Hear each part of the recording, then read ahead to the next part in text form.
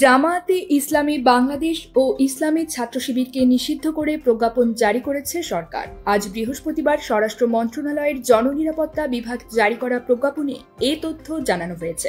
এর মধ্য দিয়ে স্বাধীনতার বিরোধীকারী দলটির কার্যক্রম নিষিদ্ধ হলো। সন্ত্রাস বিরোধী আইনের 18(1) ধারা অনুযায়ী জামায়াতে ইসলামী, ছাত্র শিবির ও তাদের অন্যান্য অঙ্গ সংগঠনকে নিষিদ্ধ করা হয়েছে। এর আগে নিষিদ্ধ করার বিষয়ে আইনি মতামত দিয়ে ফাইল স্বরাষ্ট্র মন্ত্রণালয় পাঠায় আইন মন্ত্রণালয়। স্বরাষ্ট্র মন্ত্রণালয় থেকে প্রজ্ঞাপনে বলা হয়েছে, যেহেতু আন্তর্জাতিক অপরাধ ট্রাইব্যুনাল কর্তৃক প্রদত্ত কয়েকটি মামলার রায়ে বাংলাদেশ জামায়াতে ইসলামী এবং তার অঙ্গ সংগঠন বাংলাদেশ ইসলামী ছাত্র শিবিরকে যুদ্ধাপরাধ ও মানবতা বিরোধী অপরাধ দায়ী হিসেবে গণ্য করা হইয়াছে এবং যেহেতু বাংলাদেশের সুপ্রিম কোর্টের হাইকোর্ট বিভাগ রিট পিটিশন নং 630/2009 1 আগস্ট 2013 তারিখের প্রদত্ত রায়ে বাংলাদেশ জামায়াতে ইসলামীর রাজনৈতিক দল হিসেবে বাংলাদেশ নির্বাচন কমিশন কর্তৃক প্রদত্ত বা প্রাপ্ত নিবন্ধন বাতিল করিয়া দিয়াছে।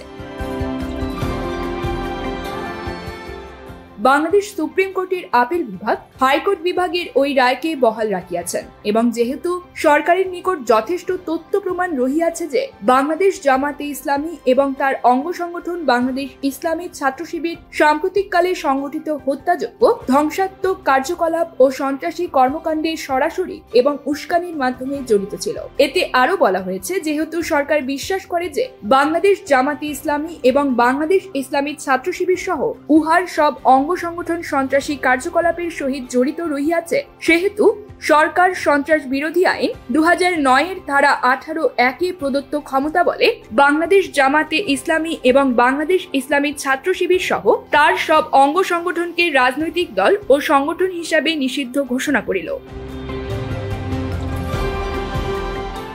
এবং উক্ত আইনের তফসিল 2-এ বাংলাদেশ জামায়াতে ইসলামী ও বাংলাদেশ ইসলামী ছাত্র শিবির সহ তার সব অঙ্গ সংগঠনকে নিষিদ্ধ সত্তা হিসেবে তালিকাভুক্ত করিল। ইহা অবিলম্বে কার্যকর হইবে। News desk, focus TV.